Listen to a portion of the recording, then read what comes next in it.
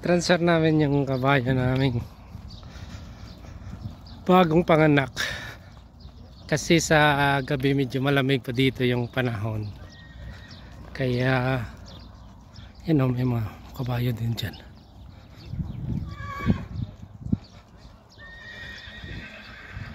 Yun o, mga kabayo din. Kasi yung batang kabayo 2 days old. Sa umaga hanggang hapon nilalagay namin yan sa paddocks. Pag sa gabi na, mga ngayon alas 6 na, medyo maliwanag pa yung alas 6 dito, nililipat namin yan sa kwarto kasi medyo malamig pa yung gabi ngayon dito sa Saudi. Cute ng bike ng isang Bangladesh ang bata, ay yung bike niya.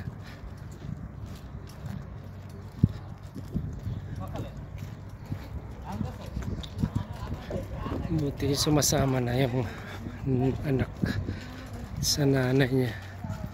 Pag makakita kasi siya ng ibang kabayo, pumupunta siya sa ibang kabayo, dapat i-guide pa.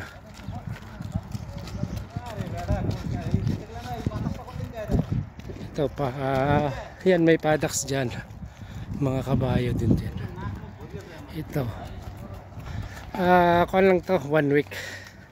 So umaga ilagay sa paddocks,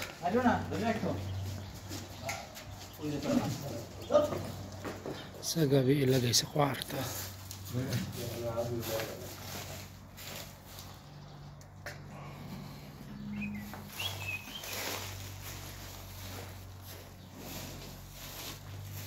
Ayan.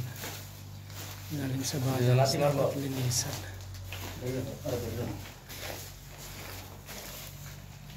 Cute baby horse. Ayo. Baby. Okay, thank you guys.